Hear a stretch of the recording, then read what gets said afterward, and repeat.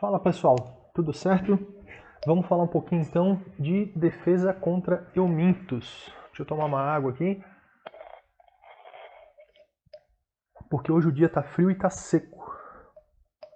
Vamos lá então. Eu queria pedir um favor, pessoal aí que gostar do vídeo, deixa um like. Se quiser se inscrever no canal, eu vou ver se consigo uma vez por semana estar subindo alguns vídeos aí sobre esses temas relacionados à medicina. E eu queria agradecer as pessoas que vêm comentando nos meus vídeos e me mandando e-mail. Eu recebi 2 e-mails hoje de pessoas que estão fazendo nutrição e pessoal que está fazendo medicina veterinária. Então, a gente está trocando uma ideia legal, algumas sugestões estão surgindo para que eu aplique nos próximos vídeos. Mas vamos lá então, vamos falar do que interessa aqui. Defesa contra eumintos. Primeiro eu quero fazer uma introdução, falar um pouquinho sobre o que são eumintos, né? É muito importante a gente saber quem são os eumintos, qual é a característica desse tipo de ser, porque isso vai ditar como que o sistema imune vai reagir. É como se a gente fosse conhecer o nosso inimigo, né? Então, algumas características aí sobre eumintos. Eles são seres que são pluricelulares, né? Tanto é que um euminto em fase adulta, ele é um ser que ele é macroscópico, tu consegue ver ao olho nu. Outra característica é que ele tem um tegumento espesso. O tegumento, para quem não sabe, é a pele, né? A pele desse tipo de ser é uma pele espessa. E outra característica é que ele é um ser de vida extracelular, ele vive fora de célula. Por que é importante a gente saber dessas características? Para saber como é que o sistema imune vai atuar. Né? Ele ser um ser pluricelular e ser macroscópico, como eu falei, a gente já sabe que ele não vai caber dentro de uma célula. Imagina, uma lombriga de 30 centímetros vai caber dentro de uma célula? Não. Então tu tem que entender essa lógica a respeito desse inimigo que nós temos. Por isso que ele vai ser um ser de vida extracelular. E conhecer essas características também, isso facilita a gente entender como que funcionam os mecanismos de evasão, como que ele se escapa da resposta imune que a gente tem. E é isso que eu quero falar agora, falar desses mecanismos de evasão. Desculpa. Então, dentro desses mecanismos, eu vou citar novamente o tegumento espesso. Então, esse tegumento espesso, ele vai apresentar uma resistência a alguns tipos de reação imune, que é o que a gente vai falar daqui a pouquinho. Tá? Outro, eles alojam-se em locais que são inacessíveis ao sistema imune. Na verdade, é um local que não é que ele não seja inacessível, mas o sistema imune ele tem uma resposta menos eficiente. Como, por exemplo, as lombrigas que se alojam no lúmen intestinal. Né? A lombriga ela adere na mucosa intestinal, mas todo o corpinho dela fica no lúmen, vamos dizer assim. Então, o sistema imune no lúmen intestinal ele tem uma ação ineficaz, vou dizer assim, pode estar atuando, mas não tem eficiência. Então esse também é um mecanismo de evasão dos eumintos, certo? Outra coisa também é a variação antigênica. Por que que esse é um mecanismo de evasão? Porque dependendo do antígeno, ele vai ativar a resposta imune específica. Só que ele é específico para cada tipo de antígeno. Então vamos supor que tu tem um euminto que tem um tipo de antígeno. E aí teu organismo conseguiu combater ele gerou memória para caso tu tenha uma nova infecção por aquele euminto, vamos dizer assim, né? Ele vai responder de uma forma mais eficaz. Mas se esse euminto ele alterou o seu antígeno, a resposta não vai ser tão eficiente. Então, essa variação antigênica é uma forma de evasão também, tá? Outra característica, cobertura com as células do próprio hospedeiro. Eu tinha comentado antes que o euminto ele se fixa na mucosa intestinal, né? Então, assim, é como se ele colocasse a boca dele, cravasse a boca dele com aqueles dentinhos que ele tem na mucosa, né? Para poder estar absorvendo nutrientes. E ele é tão danado que quando ele gera essa lesão por causa dessa aderência na mucosa, as próprias células da mucosa, quando elas vão se regenerar, eles acabam cobrindo a cabeça do euminto e fica ali coberto. O euminto fica instalado, com a cabeça cravada na mucosa, a mucosa se regenerou por cima da cabeça do euminto. Então, se a mucosa se regenera por cima da cabeça do euminto, o sistema imune não vai estar combatendo o que é próprio. E por isso que o euminto consegue ficar tanto tempo ali, convivendo em simbiose. Certo? Em simbiose não, porque ele é um parasitismo, né? Ele é entre espécies diferentes, ele não vai ser bem uma simbiose, mas ele vai viver numa situação de parasitismo. Certo? Mais outro mecanismo, o mecanismo de imunossupressão, que alguns eumintos que conseguem diminuir essa resposta imune do hospedeiro. E mais uma, inibição da função dos lisossomos. Os lisossomos são proteínas que conseguem fazer a lise celular e eles conseguem ter essa capacidade de inibir a função de alguns lisossomos. Então, aqui está uma lista de todos os mecanismos de evasão, tá bom?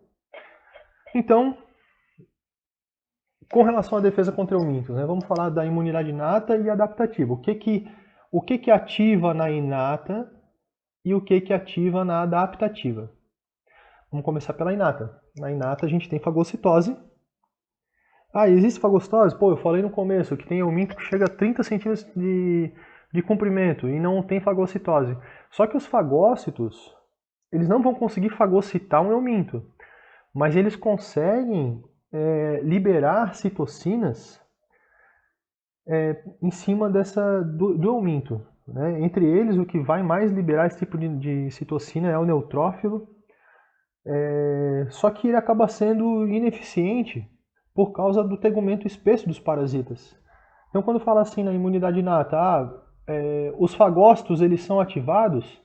Sim, eles são ativados, porém não é uma resposta eficaz, certo? E também pode ser ativado o sistema complemento pela via alternativa. Só que quando ativa o sistema complemento, eles têm uma resistência muito grande com relação ao MAC. Tudo isso por causa do tegumento espesso também e pela capacidade de inibir essas proteínas do sistema complemento, tá? Com relação à imunidade adaptativa aqui, ó. Opa, peraí, deixa eu voltar aqui. Então, quando a gente fala de imunidade inata, deixa eu só complementar uma coisa aqui. Deixa eu tirar esse quadradinho para não misturar. Quando a gente fala de imunidade inata, a imunidade inata vai ter a fagocitose, pelos fagócitos, né? E vai ter o sistema complemento. Só que a imunidade inata, ela não é eficiente contra eumintos. Ela é ativada, só que ela não é eficaz. Belezinha? Só para concluir. Vamos lá para a adaptativa de novo, então.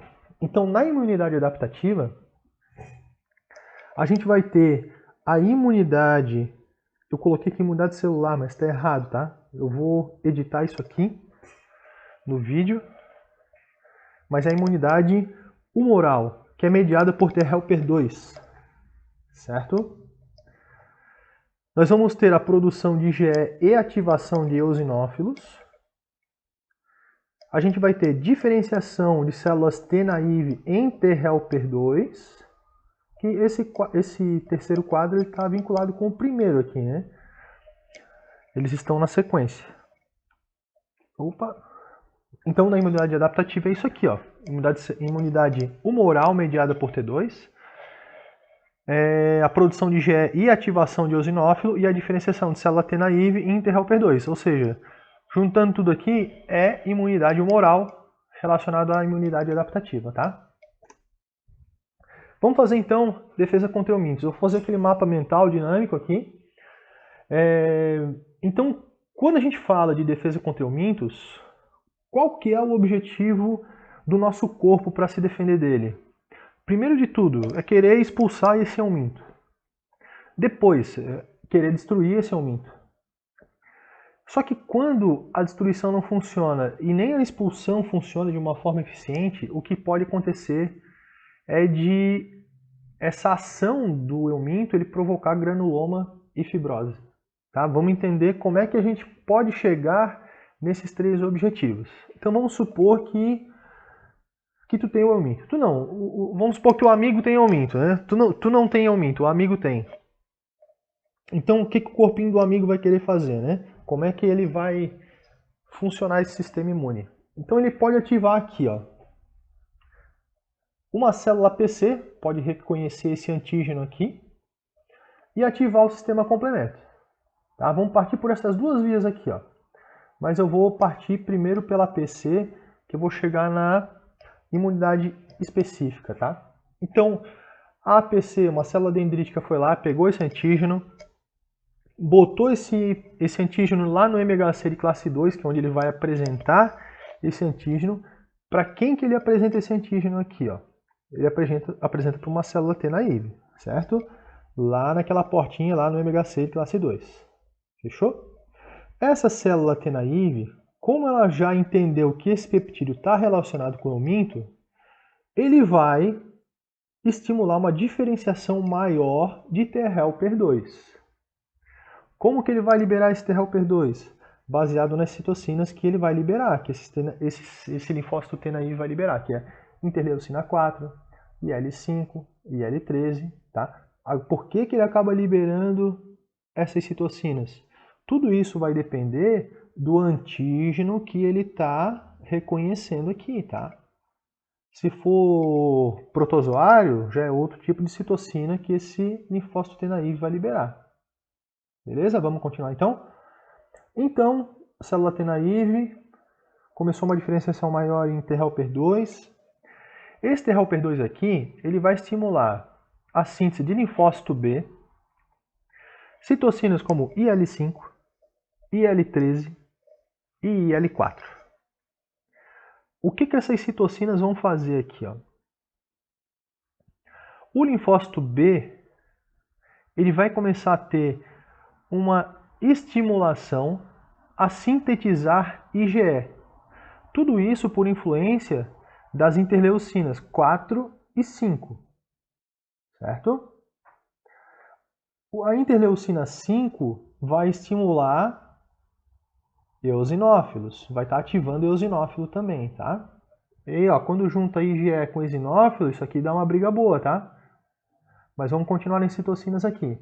O IL-13 e o IL-4, eles vão induzir uma diferenciação, uma ativação dos macrófagos pela via alternativa, que a gente chama de macrófago M2, certo? E esse IL-4 e esse IL-13, eles também vão estimular a produção de muco. Lembra no começo desse mapa mental que eu coloquei que os objetivos aqui ó, era expulsão do euminto ou destruição do euminto ou formação de granuloma e fibrose quando não ocorre isso de uma forma bem eficaz, né? Quando não consegue destruir e nem expulsar, tá? Então vamos lá. Essa produção de muco aqui, ó, esse muco que acaba sendo liberado, ele vai cobrir o euminto, como se fosse besuntar, né? Já viu a mãe fazendo bolo, que ela vai lá e passa manteiga, ela passa um óleo na forma para não grudar, para não aderir? Então esse muco vai auxiliar nessa questão. O muco vai dificultar a adesão do euminto na parede, na mucosa gástrica.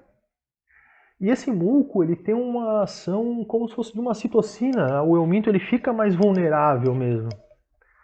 Então esse muco ele vai contribuir para quê? Ó a flechinha para onde que ela foi. Vai contribuir para essa expulsão do euminto. Certo? O muco não vai matar o euminto, mas vai deixar ele, vamos dizer assim, de uma forma mais debilitada. Fechou? Depois, olha só, lembra desses macrófagos aqui que foram estimulados pelo IL-4 e IL-13? Deixa eu voltar a flechinha aqui, ó. Esse tipo de macrófago aqui, ele é um macrófago que ele está relacionado com a exacerbação de algumas lesões. Ele acaba inibindo a ação de interferon gama e ele é um anti-inflamatório. E ele está associado na cicatrização. Por isso que quando ocorre a cicatrização, ele vai acabar gerando esse granuloma e fibrose. Tá bom? Então, esse que era uma das coisas que podiam concluir nessa defesa contra eumintos formação de granuloma e fibrose, é a apuração do macrófago ativado pela via alternativa, que é o macrófago M2. Certo? Vamos continuar aqui então? Opa, bati sem querer aqui. Vamos aqui para o IgE e o eosinófilo, que eu falei que juntando os dois dá uma briga boa.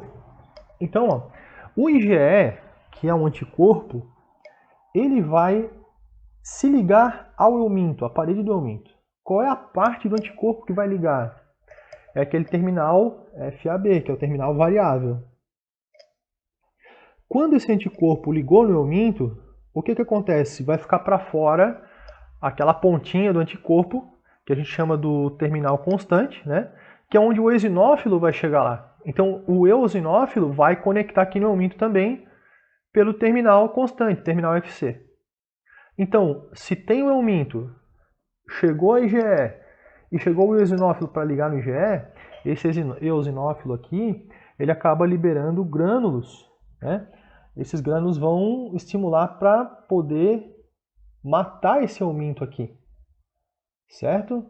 Então, ele vai destruir o euminto através de ADCC, certo? Só que esse eosinófilo aqui, ele também acaba liberando outros tipos de substância, que é o que a gente vai falar aqui embaixo. Então aqui, ó, fechou essa questão da imunidade adquirida, tá? Esse mapa mental, para a gente chegar até a destruição do euminto. Vamos aqui para outra via, que é do sistema complemento. O sistema complemento ele acaba ativando o mastócito e ativando o eosinófilo. O mesmo eosinófilo que estava aqui, ó. O sistema complemento acaba estimulando ele também, tá? Esse IgE, ele também ativa mastócito. Por que é importante estar ativando o mastócito aqui?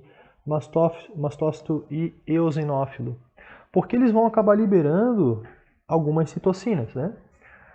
A histamina vem principalmente do mastócito e vão liberar outros mediadores. Para que vai servir esses outros mediadores junto com a histamina? Eles são pró-inflamatórios, como a histamina, né? E eles também vão induzir o aumento do peristaltismo. Quando junta essa ação pró-inflamatória com o aumento do peristaltismo, a gente consegue fazer a expulsão do euminto.